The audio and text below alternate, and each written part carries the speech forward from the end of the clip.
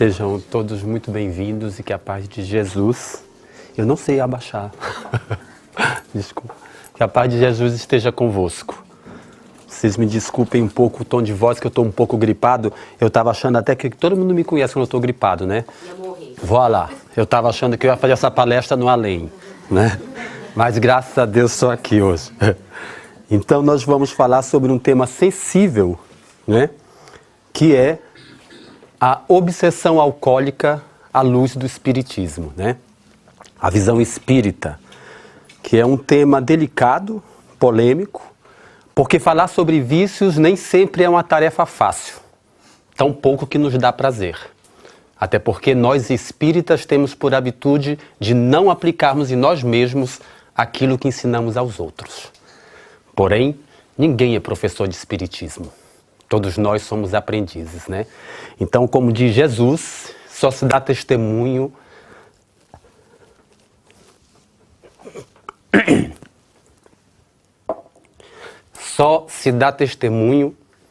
daquilo que se sabe.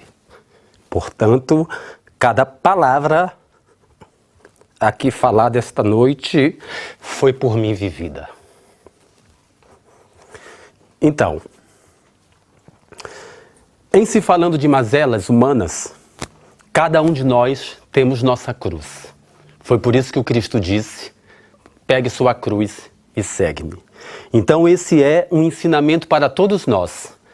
Mesmo que nós estejamos falando sobre obsessão alcoólica, nós estamos falando a tudo aquilo que leva ao exagero, que leva ao desequilíbrio. Então isso é um ensinamento para todos os tipos de obsessões no que transborda o desequilíbrio da pessoa. Seja em termos da droga, seja em termos do álcool, seja em termos sexuais, seja em todos os termos que extrapole, que tire o indivíduo da sua meta, que é o equilíbrio. Portanto, esse é um ensinamento que se refere a todos nós, né? Um convite a todos nós, porque o Cristo pediu: pegue sua cruz e segue-me. No que se refere ao álcool, como se trata de um mal, quando esse extrapola o desequilíbrio e todo mal deve ser evitado, nós vamos tentar hoje compreender as consequências e o uso abusivo dessa substância, né? Que quando utilizado de maneira desequilibrada pode trazer grandes consequências físicas e espirituais, na grande maioria das vezes as duas juntas. Quando nós falamos de vícios, é claro que logo nos vem à mente o alcoolismo, que aliás é o nosso tema dessa noite, né? Mas é importante que a gente saiba que existem outros vícios também, né? Como os vícios, como as drogas, como os narcóticos, os vícios morais, como todos nós conhecemos, que é como a inveja, o egoísmo, a mentira e etc. Então, justo para que a gente venha bem a compreender o tema, nós vamos classificar os vícios em duas classes, em materiais e morais. Nosso tempo é curto, claro, nós vamos nos focalizar nos vícios materiais, que é o vício do álcool, que é um vício material. Claro, e muito rápido a gente vai entender que ele tem consequências diretas com os vícios morais. Quando a gente entra no desequilíbrio do vício do álcool, esse leva a consequências morais e espirituais, né? Então, para uma melhor compreensão, é preciso que a gente entenda de antemão que ninguém nasce com o gene do alcoolismo. Ou seja, ninguém veio ao mundo para ser alcoólatra.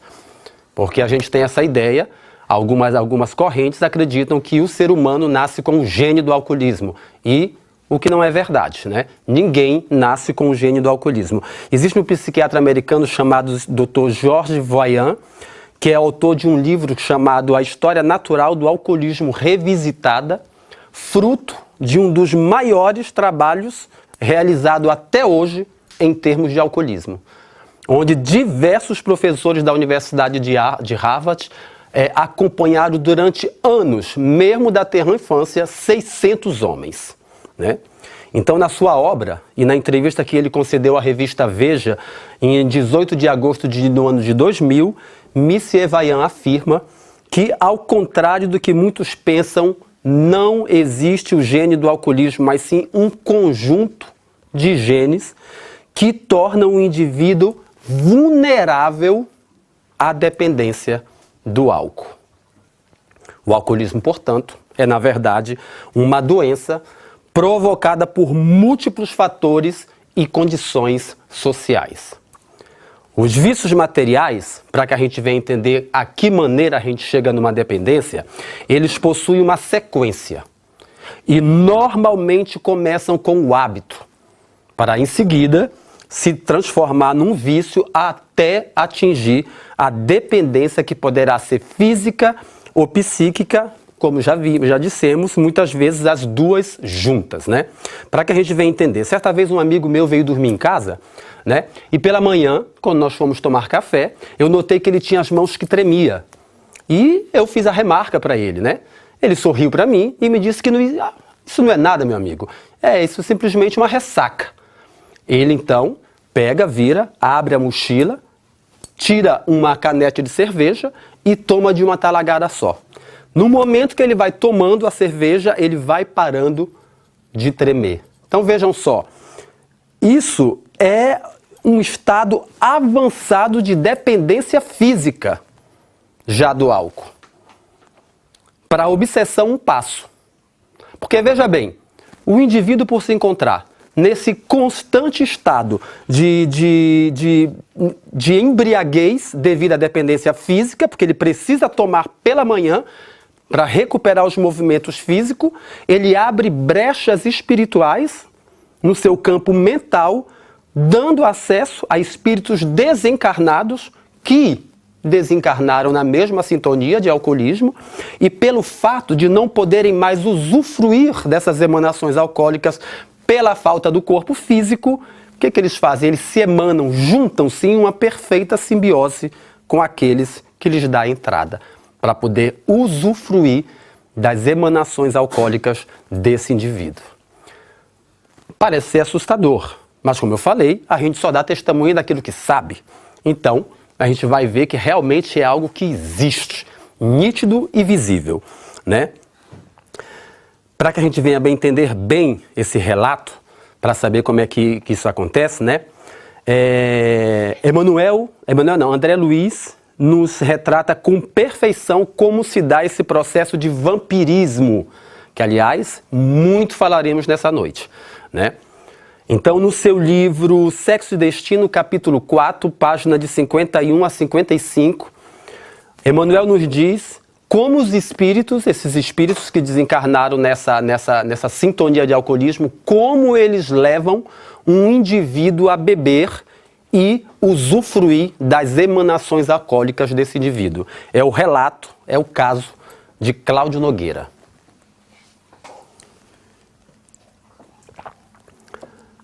O relato é o seguinte: estando Cláudio sentado na sua casa, lendo o jornal, né, de repente 2 encarnados passam e notam uma certa sintonia com Cláudio Nogueira, né?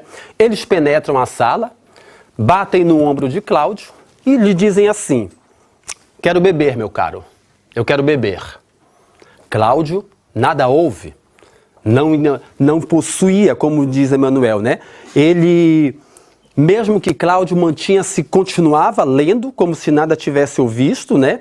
Contudo, ele não possuía os tímpanos físicos para ouvir a petição dos desencarnados.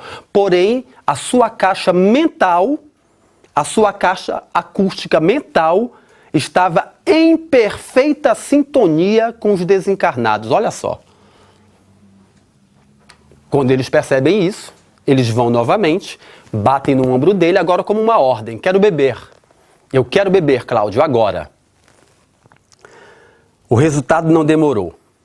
Cláudio se desviou do jornal naquele momento, deixa-se envolver pelo desejo de beber um trago de uísque, convicto que buscava a bebida por livre e espontânea vontade, abrigando o pensamento na sua mente. Automático, o pensamento toma forma e envia mensagens para o corpo que está com sede. Olha o que é o orar e vigiar. Olha a importância do orar e vigiar. Até aí, ele achava que simplesmente estava sentindo uma sede. O espírito, naquele momento, percebendo, chega perto de Cláudio e começa a lhe coçar a garganta. E mais uma vez dizendo: eu quero beber, Cláudio, eu quero beber. Naquele momento, nos relata André Luiz, né, que acontece uma verdadeira simbiose, uma união perfeita. Começou com uma carícia, um abraço, depois o espírito junta-se ao corpo de Cláudio como se fosse uma só pessoa. Emmanuel nos diz que eles possuem naquele momento altura idêntica, a mesma massa corporal, movimentos recíprocos e, de uma só virada, levantam-se os dois, pegam a garrafa de uísque e bebem de uma talagada só, de tal maneira que naquele momento não se sabia de quem era o movimento, se de Cláudio, que aceitava a demanda dos espíritos, ou do espírito que lhe impunha o desejo. Então produz-se ali, como nos diz André Luiz, algo semelhante a um encaixe perfeito. Cláudio, o homem, absorvia o desencarnado como se fosse um sapato se ajustando ao pé. Fundiram-se os dois como se morassem em um só corpo, né? Altura idêntica, volume igual, movimentos sincronizados. Levantam-se os dois integralmente, incorporados um ao outro, na área estreita, rebatendo o frato do uísque, bebendo de uma só talagada, né? André Luiz, naquele momento, aproximou-se de Cláudio para saber até que ponto ele estava sendo subjugado. Se os espíritos estavam impondo de alguma maneira aquele ato para Cláudio, lhe forçando de qualquer maneira. E André Luiz nos relata o seguinte, né? Que Cláudio continuava livre, completamente livre no seu íntimo e não experimentava qualquer espécie de tortura. Hospedava o outro simplesmente porque queria, aceitava-lhe a direção e entregava-se por deliberação própria. Nenhuma simbiose que fosse vítima. Eram cordas afinadas no mesmo tom. Olha o que é a sintonia da pessoa. André relata que Cláudio, os tímpanos físicos de Cláudio não ouviram a petição do desencarnado, porém ele possuía a caixa acústica mental em perfeita sintonia com as entidades, porque provavelmente, pelo relato, era alguém que devia ter descontrole sobre o álcool. Então, nesse momento, ele bebe. André Luiz nota que Cláudio não está sofrendo nenhum tipo de subjugação, porque está em perfeita sintonia com o desencarnado. Nesse momento, quando ele bebe o uísque, os dois ao mesmo tempo estalam a língua como se fosse uma só pessoa. Cláudio acredita que naquele momento satisfez seu desejo de livre e espontânea vontade, volta, senta-se no sofá, enquanto o desencarnado sai rindo sarcástico da sala. Olha o que é a sintonia. Olha o que é a sintonia de uma pessoa. Olha a importância do orar e vigiar. Porque muitas vezes o orar e vigiar não é a vida dos outros. É nossos pensamentos. De uma hora para outra ele está ali lendo e aquela vontade de beber que não sabe porquê, transforma aquele desejo em forma pensamento e automaticamente o corpo responde ao desejo da mente. Esse relato de André Luiz serve também para contribuir para derrubar essa ideia de que sobre o estado da embriaguez, o indivíduo não seria responsável pelos seus atos. O que vocês acham? Será que uma pessoa que está embriagada não seria responsável pelos atos que cometeu? Se ele comete um ato ilícito, né, algo repreensível, e por estar embriagado, muitas vezes a gente vê muito isso, né? Se ele não seria responsável pelos seus atos, vocês acreditam o quê? Que uma pessoa embriagada não é responsável pelos seus atos? Não é? Pois bem, Allan Kardec, querendo também uma explicação a respeito, pergunta na questão 848 do Livro dos Espíritos. Aos espíritos de luz ele faz a seguinte questão: a distorção das faculdades intelectuais pela embriaguez é desculpa para os atos repreensíveis? E colhe a seguinte resposta: não. Não é desculpa. Porque fora bom que o ébrio privou-se voluntariamente da sua razão para satisfazer suas paixões brutais. Portanto, ao invés de um, comete dois erros. Olha como é importante a gente saber a responsabilidade. Que às vezes a gente vê a pessoa completamente ébria, completamente bêbado, fora de si, porque já está sendo subjugado, está sendo dominado, mas foi por livre e espontânea vontade que este decidiu de beber. E privou-se da sua própria razão.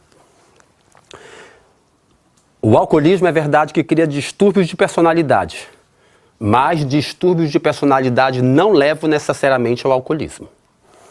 Tudo depende do domínio que temos sobre a matéria. Tipo assim, ou você domina a matéria, ou ela te domina. Em relação ao álcool, é importante que a gente venha entender também que existe dois tipos de pessoas, né? Aquelas que podem beber, mesmo se não fosse aconselhado, e aquelas que de maneira alguma devem beber. Durante esse um mês que eu estive preparando essa palestra, eu frequentei diversas festas, diversas soirées, depois de que eu li isso no livro Espírita, para perceber essas duas pessoas. E acontece da seguinte maneira, né? As pessoas que podem beber, mesmo que dificilmente o façam, são muito fáceis de se identificarmos, né? São aquelas que raramente depassam dos copos. E na grande maioria das vezes nem sequer os termina. Como eu falei, eu estive observando isso, né? São pessoas que têm visível domínio sobre a matéria sem nem mesmo se perceberem. São aquelas que ao chegarem em uma festa, em uma soirée, em um aniversário, normalmente aceitam o primeiro copo por educação e raramente terminam. Há um momento na festa que elas deixam o copo em qualquer lugar para trocar por outro, seja uma bebida, um refrigerante ou um suco. Sem menor cerimônia, né? Essas pessoas, muito difícil, aceitam o segundo ou o terceiro copo e demonstram total desinteresse pela bebida. Essas pessoas, se assim o quisessem, poderiam beber, mesmo que não seja aconselhável, né? Porém, é bom que a gente entenda que o Espiritismo não tem a presunção de impor comportamentos a ninguém. Nós estamos aqui para esclarecer, porém cabe à criatura escolher o que é melhor para si. E nós apoiamos nossas palavras naquilo que disse o Cristo, a cada um segundo as suas obras. Então é necessário que cada um tenha um mérito de suas escolhas, né? Nós também, claro, não devemos nos esquecer, pelo fato de estarmos aqui essa noite, aquilo que o Cristo também disse, que a quem muito foi dado, muito será pedido.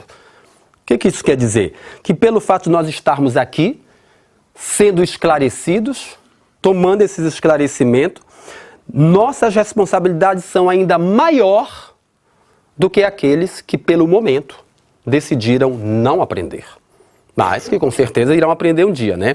Então, essas palavras são reforçadas por Emmanuel no livro Religião dos Espíritos, quando ele nos diz que, reparando os caídos em plena viciação, perceberás que provavelmente respirarias agora dentro de uma poça de lodo, não fosse as migalhas de conhecimento que possuis. Olha a responsabilidade. Porque se nós estamos aqui hoje, o ensinamento é para nós. Então, muitas vezes, olhar para aquele que lá fora tem o erro como verdade, é preciso ter um olhar de compaixão. Porque se nós que estamos sendo esclarecidos ainda caímos, imagina aqueles que nada sabem.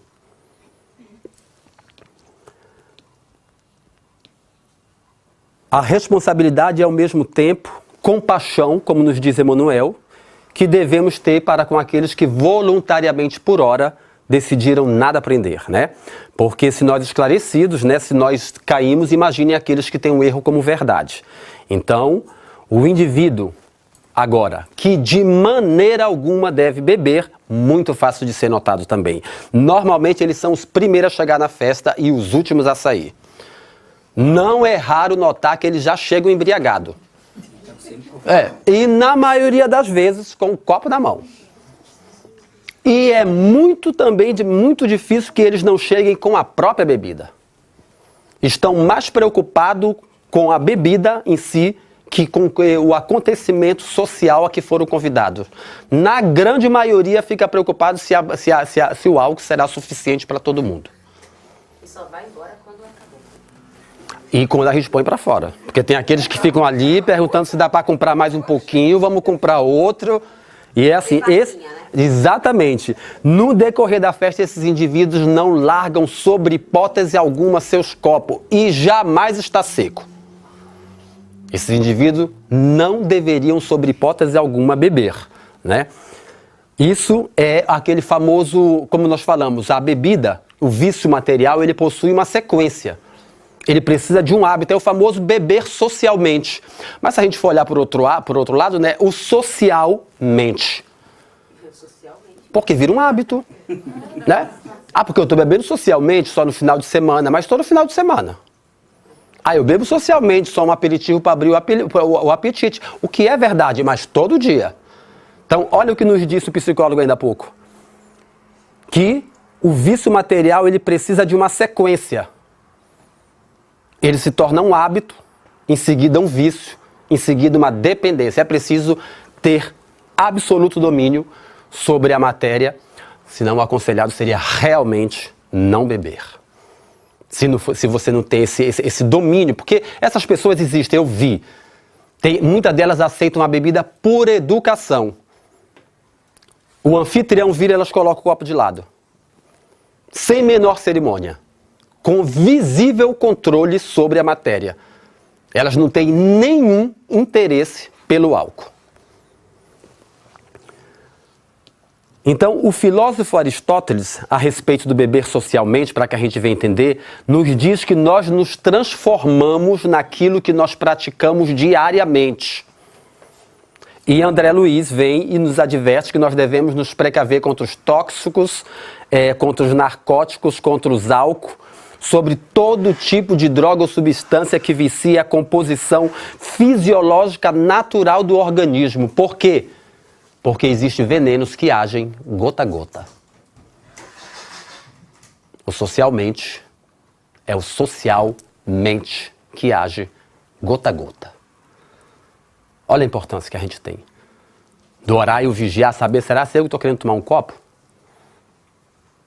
Porque eu estou em casa, realmente estou ali sentado lendo o jornal, que vontade é essa? É aquele barzinho no canto da sala, sempre. Fui fazer um trabalho na casa de um amigo, ele falou, William, eu queria um bar, que tu fizesse um bar, não sei o quê. Eu digo, não é da minha competência. E ele falou, mas como não é da tua competência? Eu digo, não é da minha competência, sobretudo porque tu tem 3 filhos. Tu já vai mostrar bem cedo para eles que o social dentro de casa. Então tem uma grande importância dos pais nesse momento aí, né? Um barzinho, a Flávia quer uma biblioteca. Eu faço a biblioteca, Flávia.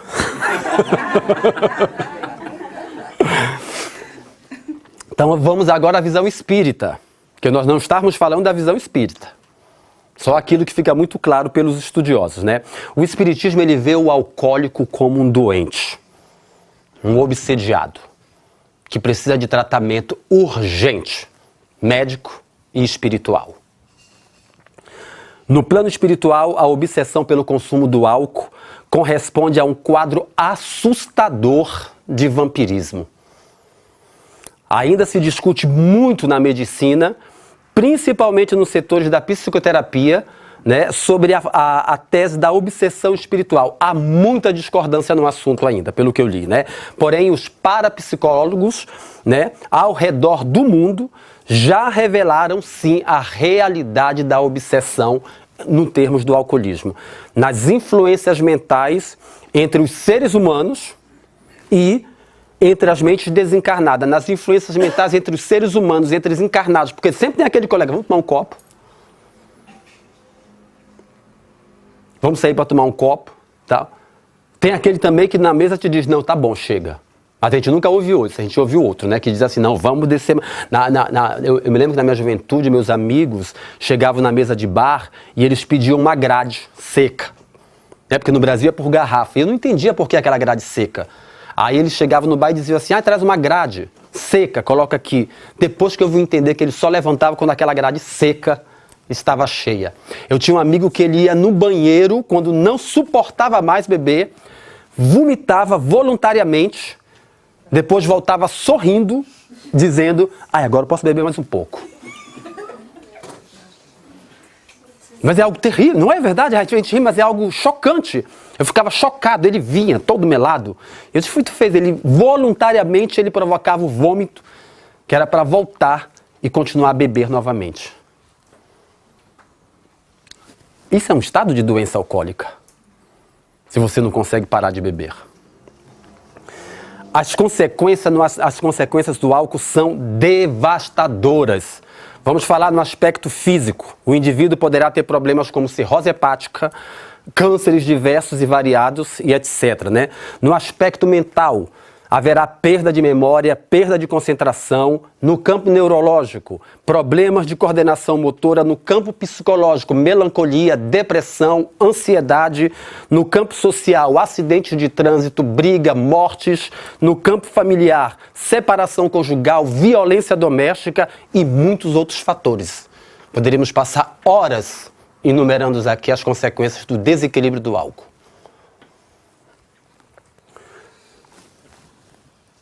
Eu tenho uma amiga, uma vizinha, cada vez que a gente passava na frente da casa dela, quando o marido dela estava bêbado, normalmente a gente encontrava eles pela rua, às vezes os taxistas encontravam e o jogavam na sarjeta, próximo da casa dela. Mas ele era um homem muito bom, quando estava bom. Um homem muito bom, tinha completo desequilíbrio alcoólico. Então, normalmente a gente pegava ele e dava um jeito de abrir o portão e jogava ele dentro do portão, para que não acontecesse nada com ele, já que ele estava dormindo no asfalto, no meio da rua, né? E uma vez, ela disse para mim, quando a gente chegou, ele tinha se mijado todo, estava sujo entre fezes, um horror. Eu e o filho dela colocamos para dentro e a gente foi ligar a mangueira para dar um banho nela. E ela veio lá de dentro, não. Pode deixar ele só aí dentro, exatamente como ele está. Ele precisa entender que o álcool é inimigo dele e não amigo. E aí foi que eu entendi por que ela não deixava jamais que os filhos lhe dessem um banho. Porque ela queria que o marido acordasse e se visse naquela situação. Desprezível. Era um homem muito honrado, muito bom. Que graças a Deus parou de beber, né? Porque o único caminho para sair do alcoolismo é descobrir que o álcool é seu inimigo. Proteger uma pessoa nessa situação nem sempre ajuda. Existe o aspecto também das influências espirituais. Entrando já nesse aspecto, né? E eu vou lhe contar as histórias de uma pessoa muito querida na minha família, que durante anos passou por grandes problemas com o álcool. Quando eu chego em casa, já vindo daqui, certa noite, eu tenho uma sobrinha evangélica que ora muito, né? Porque toda casa precisa ter um ponto de luz. Toda casa precisa ter alguém que ore, que esteja lá. Não interessa se a casa está em verdadeiro reboliço, mas a espiritualidade precisa de uma entrada. E essa minha sobrinha está sempre em constante oração. Quando eu chego em casa, ela já havia me relatado que ele, quando estava bêbado, né? Bêbado fica uma pessoa normal, quando ele estava completamente embriagado, que ele ficava falando sozinho e ela ficava assustadíssima com aquilo. Quando eu cheguei em casa em torno de 11, meia-noite, ela já me esperando no portão, pegou, olha tio, vem ver como ele tá. E quando eu cheguei, realmente eu notava que ele estava completamente fora de si, sempre de olhos fechados, quase que dormindo, e falando sozinho. E ela tremendo muito, eu dizia, olha, vai pro teu quarto, pega teu evangelho, ora que eu vou ficar aqui do lado dele orando. E eu digo, agora eu vou observar se o que o André Luiz falou é verdade, né? Cheguei lá, fui por trás dele, e ele começava, o diálogo era da seguinte maneira, ele dizia assim, não, cara, não quero mais beber, eu tô cansado, eu preciso dormir. Em seguida, alguém respondia por ele e ele citava o nome da pessoa, não fulano, eu não quero mais beber, eu tô muito cansado. E depois quase que mudava a voz e dizia, mas só mais uma. Em seguida ele recludava e dizia, mas eu tô cansado, minha mulher vai falar depois, eu não posso mais fulano. As duas pessoas a que ele se referia foram pessoas que eu conheci em vida. Um deles morreu de beber, foi encontrado depois de uma semana dentro de casa, morto e já em estado de decomposição. Eram amigos deles da juventude de mesa de bar. Aquilo me deixou impressionado nesse diálogo que ele estava. Eu fui por trás dele, na hora que eu verifiquei, eu digo, olha, André Luiz tinha razão, não estava mentindo. Verdade que as entidades vêm ali. Eu comecei também a orar, e de um momento para outro ele levantou, orando, pedindo para que aqueles irmãos desencarnados Eu dizia, argumentava com eles que, olha, ele é um homem de paz. Ele precisa trabalhar amanhã, ele vai perder o emprego dele. Já vai ter briga com minha mãe por causa disso. Deixem ele tranquilo. E eram 2 amigos que minha mãe não suportava em casa dele. Nesse momento, ele levantou, como do nada, de olhos fechados, seguiu para o quarto, deitou e dormiu.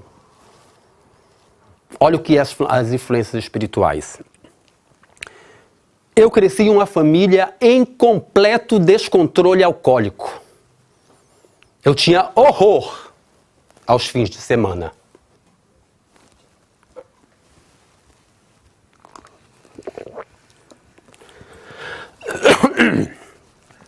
Porque eu sabia que eles iriam beber. E tudo terminaria da mesma maneira. Brigas e discussões. Aquilo para mim era terrível. Porque eu era muito jovem e a situação começava a me traumatizar. Certa vez, no dia 31 de dezembro, eu tinha muito hábito da oração. Como eu já falei aqui, foi Maria que me ensinou. Certa vez, no 31 de dezembro, porque não eram só os finais de semana que me faziam medo, eram também os dias de festa. E certa vez, no 25 de dezembro, no Brasil nós temos a Missa do Galo, né? À meia-noite.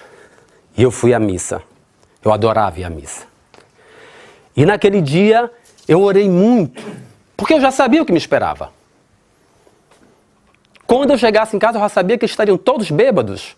Isso quando não, a confusão já estava feita. Quantas vezes foram me buscar na igreja? Tua família está a maior briga lá embaixo. E naquele dia eu estava tão tocado.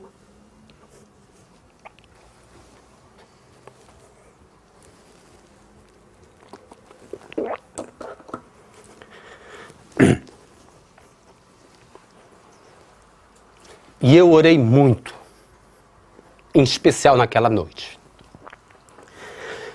Quando eu voltei para casa, aconteceu algo muito estranho, que me deixou muito surpreso. Eu peguei uma amiga que morava na frente da igreja, ela desceu comigo porque todos os amigos sabiam pelo que eu passava. Graças a Deus nós temos amigos, né? Os irmãos que a vida que Deus nos permitiu escolher. E eu fui com a amiga para casa, né? Quando chegou em casa, que eu dobro a esquina, eu já sabia o que esperar. Eu segurei a mão da minha amiga da mesma forma que você pegou da sua amiga. Forte naquele momento. Quando a gente vira a esquina, eu fiquei surpreso. Silêncio na rua. Porque eles botavam o som altíssimo, eles não perturbavam só a gente, perturbavam toda a vizinhança. Graças a Deus nós crescemos no meio cercados de evangelhos por toda a parte. Nós éramos a única família da rua que não era evangélica. Então, olha a paciência que eles tinham conosco, né? Então, quando a gente chegou naquele momento, eu fiquei surpreso, estava um silêncio. Eu tive mais medo ainda. Eu digo, meu Deus, será que aconteceu alguma coisa pior? E eu fui andando em direção da casa, cumprimentava um vizinho, cumprimentava outro, e com minha amiga nós morávamos no fundo, né? Então nós entramos assim, nós moramos no fundo. Quando eu entrei, eu vi um silêncio. Eu digo, mas o que estava acontecendo? Eu havia orado muito naquela noite, muito. Eu confesso a vocês. Porque eu estava cansado. Em especial, aquele 25 de dezembro, eu me sentia cansado. Quando eu abro a porta de casa, eu deparei com uma cena cômica e triste. Porque as pessoas mais queridas, porque eu os amava muito, eu os amo muito. Mesmo com todos os problemas, eu os amava demais. Então as pessoas mais queridas estavam era uma cena surrealista. Só para contar, uma delas teve fome e na hora de comer, eu acho que teve sono e dormiu com a cara num prato de comida. O segundo, logo do lado, alguém que eu amava muito também, foi beber naquele exato momento, quando virou o copo, dormiu e se banhou inteiramente com a cerveja, dormiu assim. Eu saí à procura de um outro, porque eu sabia todo mundo que estava em casa, e vi que tinha alguém no banheiro com a porta entreaberta. Quando eu entrei, eu acho que ele passou mal, e no momento de vomitar, dormiu e dormiu abraçado com um vaso sanitário. O quarto, quando eu corri para a sala para saber o que estava acontecendo, ele ia ligar o som e naquele momento também dormiu, de tal forma que a caixa de música caiu por cima dele. E ele continuou ali dormindo. Todos eles naquela cena. Minha amiga na hora sorriu, né? E eu olhei para ela, logo ela entendeu que mesmo que fosse cômico, era trágico ver aquilo ali. E quem sorri aplaude, como nos diz Emmanuel. Certas cenas é melhor a gente ficar realmente em silêncio, mesmo que seja cômica. E eu fiquei chocado com aquela cena.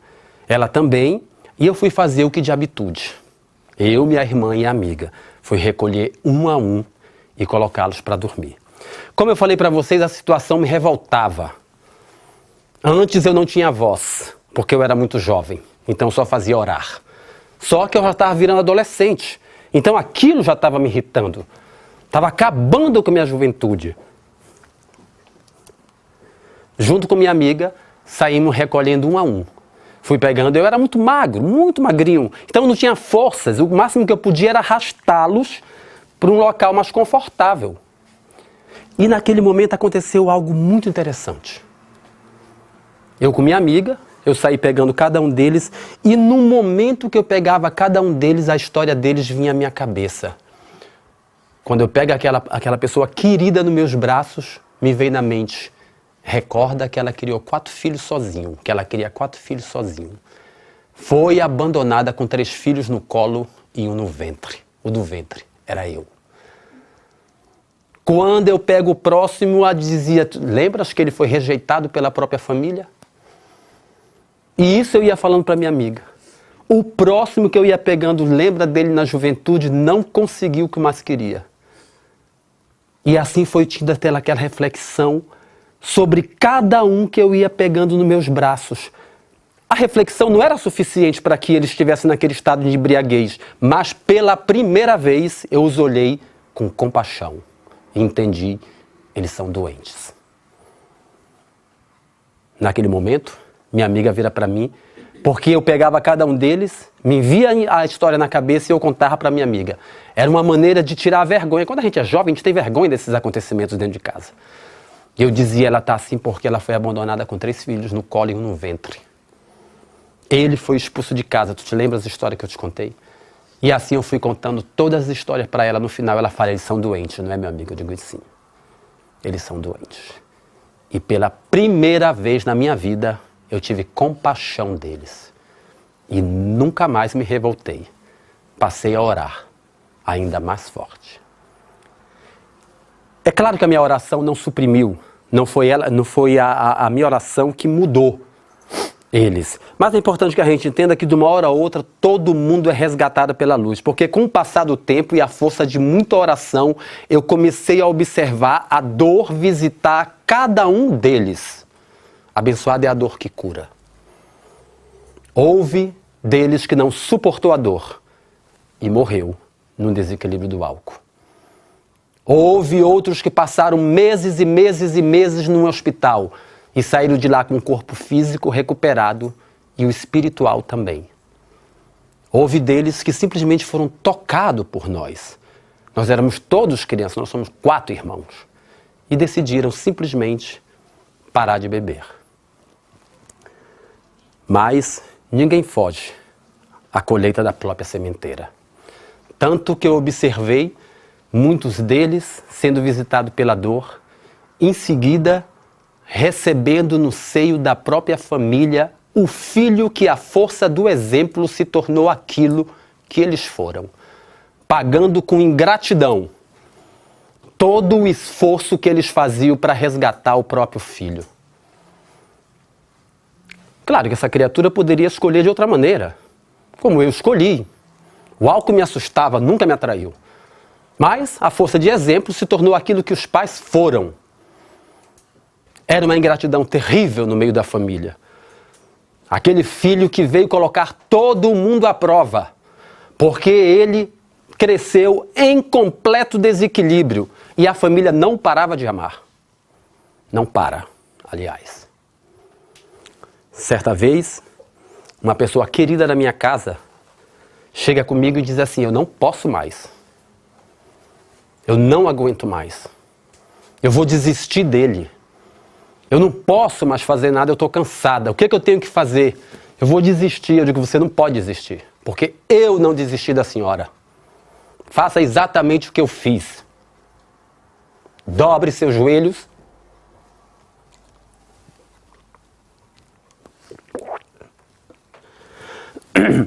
Dobre seus joelhos e peça a Deus força e paciência para a mudança que eu também esperei.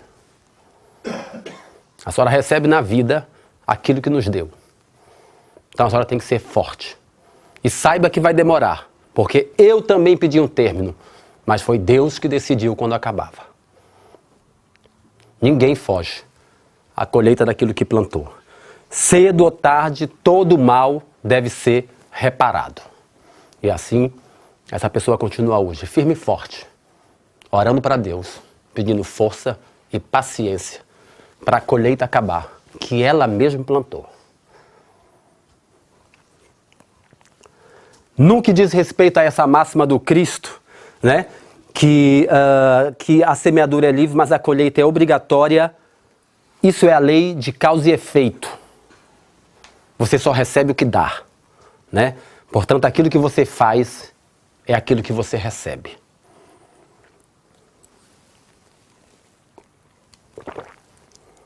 Espiritualidade e alcoólicos anônimos. Graças a Deus eles existem, né? Existe uma glamorização do álcool. O álcool ele é glamorizado.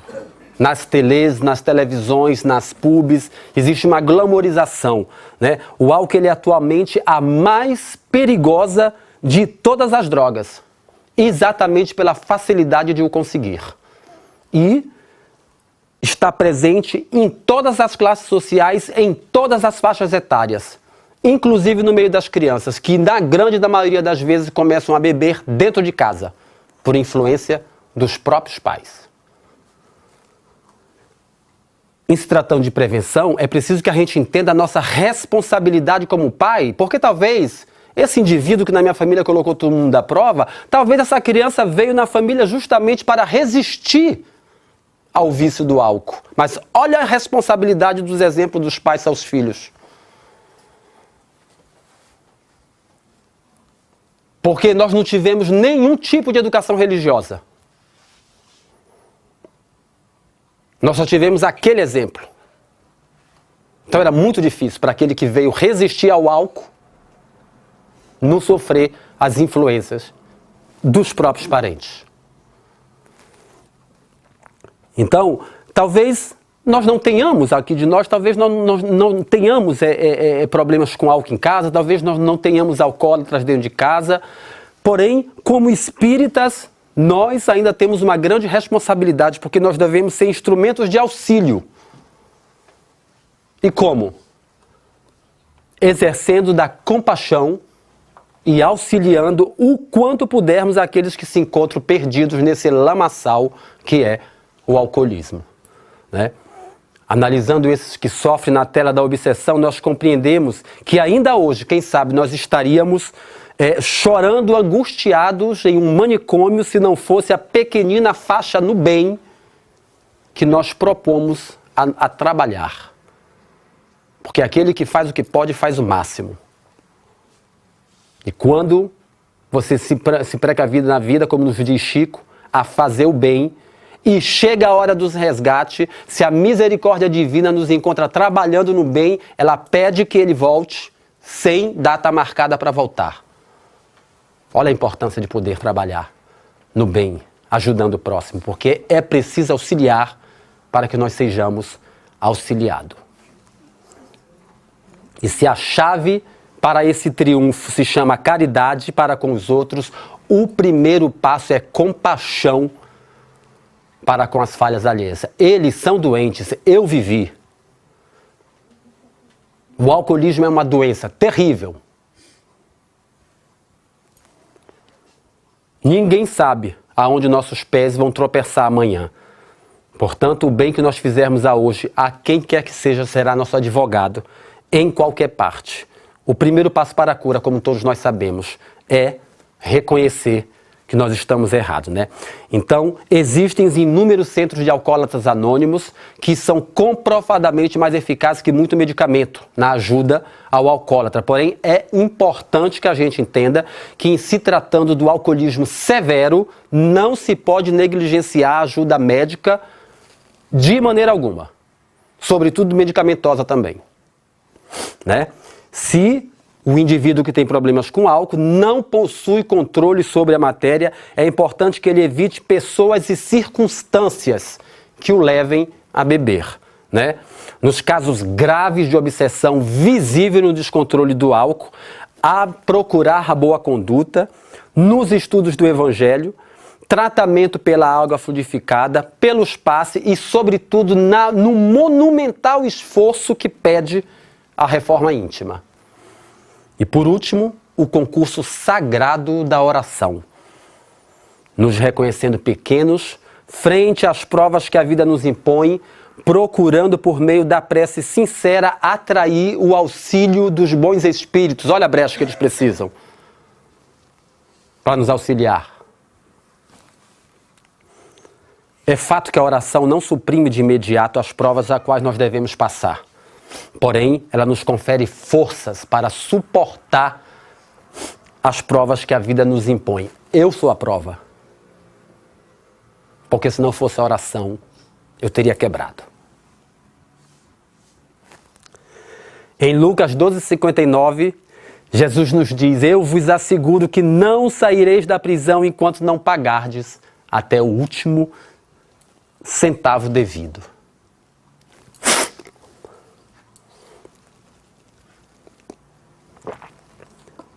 Há 25 anos atrás, quando eu cheguei na Suíça, eu encontrei um rapaz que vaga pelas ruas de Lausanne. Certamente todos vocês já ouviram, ou não, porque a miséria cega. E um jovem suíço, muito bonito, de uma beleza singular na época, né? Ele possui, normalmente nós temos a mesma idade, mas devido a seu estado constante alcoólico, ele aparenta ser bem mais. Então, durante todos esses anos eu os vi vagar pelas ruas e via e vejo por todos os lados. Ele está nas madrugadas, nas tardes, nas ruas, nas calçadas a dormir, em cima dos esgotos e nas sarjetas. Sempre é um personagem muito conhecido, sempre acompanhado com sua sacola cheia de álcool, né? Jovem de beleza singular, ao qual o álcool fez uma ravagem e que definha apressadamente devido aos excessos que comete. Com o passar dos anos, seu estado está deteriorando cada vez mais. Ele deve provavelmente estar utilizando drogas bem mais fortes, porque é visível seu estado constante de alucinação. Sempre que eu vejo, o seu estado me inspira profunda reflexão, né? A droga e o álcool o destrói. Ele aparenta ser um zumbi, um cadáver em pé, completamente sujo e fedido o tempo inteiro, seja no inverno ou verão. Sempre que o vejo, ele passa meio despercebido em meio à multidão, porque a gente tem essa mania, né? Nós temos medo da miséria, o máximo que fazemos é jogar. Foi o que eu já vi, muitas pessoas jogavam algumas moedas para ele, o que não seria aconselhável, porque aquelas moedas ele compra mais álcool, mas não os toca. A gente faz isso muitas vezes só para aliviar a própria consciência. Algumas semanas atrás, eu estava voltando para casa, já à noite, né? E eu o vejo mais uma vez dormindo agora, no banco da praça. Ele estava mais sujo do que nunca. Eu sentei do lado dele, fiz uma breve oração e saí dali devastado, mais uma vez me perguntando: por que, Senhor? Por quê? Porque na miséria a gente entende. Mas ele é um rapaz suíço, a gente sabe que aqui na Suíça eles têm todas as maneiras, não é? E aquilo me destruía cada vez que eu via, porque eu o conheci no apogeu da sua juventude. E ele definha a cada dia que passa. Eu acredito, espero que não, que ele vai desencarnar nessa sintonia, porque ele está em completo estado alucinatório. E naquele dia em especial eu fiquei muito tocado com a situação dele. Voltei para casa arrasado. Na minha oração, tudo que eu perguntava era: por que, Senhor? por quê.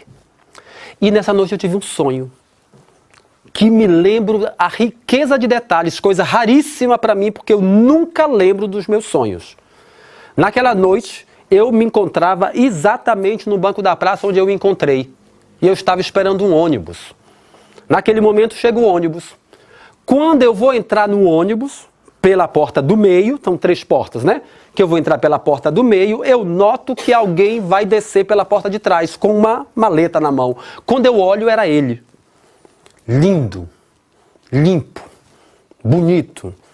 Me chamou muita atenção o cabelo no gel, muito bonito, muito lindo. Todo bem arrumado, como no apogeu da sua juventude, quando eu o conhecia 25 anos atrás. Ele desce o ônibus, olha para mim e sorri. Eu apresso a entrar no ônibus, porque o ônibus vai sair, e sento.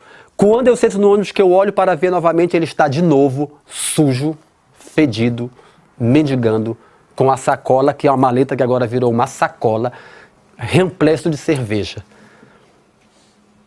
Quando eu me acordo, eu fiquei tão assustado com aquele sonho, porque eu vi ele tão lindo descendo daquele ônibus, e ao mesmo tempo lhe vi daquele jeito. Quando eu vou dar uma entrada na internet, sempre para fazer as publicações matinais do nosso Face, eu encontro a seguinte mensagem. Era um espírito sentado numa cadeira de roda, uma imagem de uma sombra, e a frase dizia o seguinte: eu não sou esse corpo, eu estou nesse corpo. E aí eu passei a orar mais ainda para ele, para que não lhe falte forças, para essa prova terrível que é o álcool e a droga. Meus irmãos, nós devemos auxiliar uns aos outros, visto que nós somos todos filhos de Deus, criados com o mesmo amor, né? As maneiras são diversas para esse auxílio. Pode ser pela palavra amiga, pode ser pela tolerância, simplesmente pelo respeito, pela compaixão ou simplesmente pela compreensão, né? Ou também, quem sabe, pela força da oração. São todas as maneiras que a gente pode auxiliar uma pessoa. A gente não sabe o término da prova de ninguém. Mas é preciso que a gente auxilie, que a gente possa orar, que a gente possa acreditar, ter confiança que uma hora ou outra aquilo vai passar. Porque eu tinha essa confiança com 9 anos de idade. Eu orava, chorava e dizia, vai passar.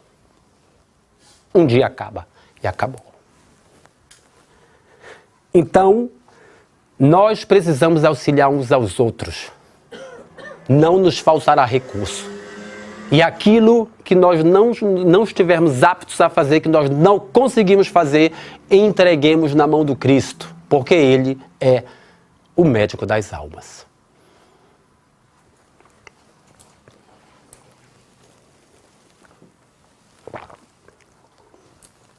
Vamos fechar os nossos olhos.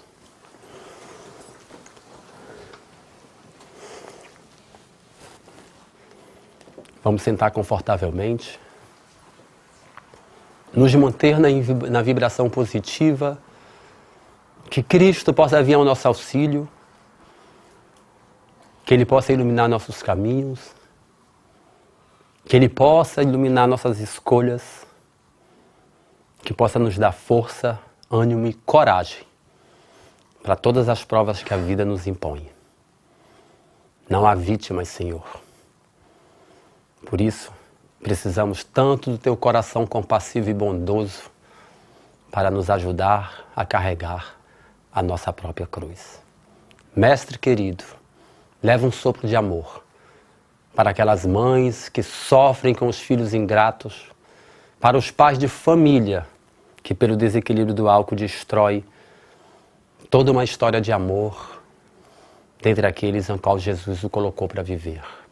Leva, ó Pai amado, para os médicos, para os psicólogos, para os amigos espirituais, nossas vibrações mais positivas, para que eles não desistam jamais dos filhos teus, lhes auxiliando nessa reestruturação do homem, que é vencer a si mesmo.